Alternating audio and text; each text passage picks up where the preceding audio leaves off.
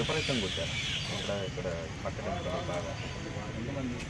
ఎందుకంటే అది నల్లబాడు పరిధిలో వచ్చింది, అక్కడ తీసుకెళ్ళండి వాళ్ళు వచ్చి కేసు ఫైల్. అతనికి కొంచెం న్యాయం జరిగితే ప్యాసింజర్లు కొంచెం భయపడతాం ఇట్లా చేయాలని. మా డ్రైవర్లు కూడా కొంచెం ధైర్యం వచ్చింది. మా మీద కంప్లైంట్ చేస్తున్నారు. బండి మా తప్పేదాన్ని మీరు చర్యలు తీసుకోవాలి. బండి ఎంతమంది అదే హైర్ బండి డ్రైవర్ని కొడితే డిపార్ట్మెంట్ డ్రైవర్ కొన్నంత వాల్యూ అతనికి ఎందుకు పడినట్లు వాళ్ళకి వేసిన శిక్షలు వాళ్ళకి అంటే 24 మంది తుమ్మలపాలకు వచ్చి 24 మంది ఉన్నారు, అక్కడ 28 మంది ఉన్నారు.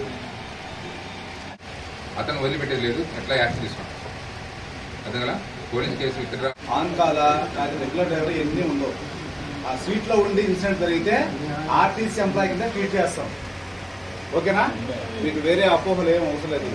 మేము ప్రైవేట్ డ్రైవర్లు ఒక్కరో చేసుకుని వెళ్ళిపోతాం ఇట్లాంటి ఏం అవన్నీ మేము అయిన తర్వాత ముందు ఎఫ్ఐఆర్ కట్టిన తర్వాత ఒక గవర్నమెంట్ అధికారి మీద ఎలాంటి యాక్షన్, ఏమైనా ఇన్సిడెంట్ జరిగితే ఎలాంటి యాక్షన్ తీసుకుంటారో ఆ యాక్షన్ మీరు మీ మీద జరిగి తీసుకుంటారు.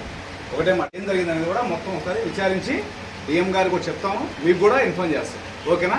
దాని గురించి మీరేమి రాజీ పడాల్సిన అవసరం. ఇంకో విషయం ఏంటంటే దీంట్లో మీరు రాజీ పడినా కూడా రాజీ పడడానికి అవకాశం ఉండదు. జనరల్ పబ్లిక్ అయితే కేసు రాజీ పడవచ్చు, కానీ ఒక గవర్నమెంట్ అధికారి ఒక ఎఫ్ఐఆర్ కేసు కట్టిస్తారు కంప్లైంట్గా, ఆ కేసు రాజీ పడడానికి అవకాశం ఉండదు. ఖచ్చితంగా ట్రయల్ జరగాల్సిందే. నాకు ఒక డీల్ ఉంది అదే కదా, అతను మంచి సర్వీస్ చేస్తాడు, ఎక్కువ మాట్లాడు, అంత గుడ్డీలు ఉంది. కానీ నిన్న జరిగిన సంఘటనలో బస్సు ఆపాలి, దిగే ఉన్నాడు, బెల్లి కొట్టాడు కండక్టర్, కానీ స్టేజ్లో ఆపకుండా ముందుకు వస్తున్నాడు. అప్పుడు ఆ స్థానికంగా ఉన్న అతను వాళ్ళ బంధువు ఉన్నారు, అంతా ఉన్నాడు, అతను అస్తృప్తికి ఫీల్ అయ్యి అడ్డం వచ్చి ఆపని గొడవ చేశాడు. అప్పుడు వీడు ఆ స్పీడ్లో అతను బ్రేక్ పడినంత స్పీడ్ వచ్చింది, ఇది ఎగిరి అవతలకు దూకాడు. అది ఆపిన అతను అప్పటికి ఏదో తగిలింది అంటున్నారు, అతను వాస్తవం తెలియదు నాకు కూడా. అంటే అంత స్పీడ్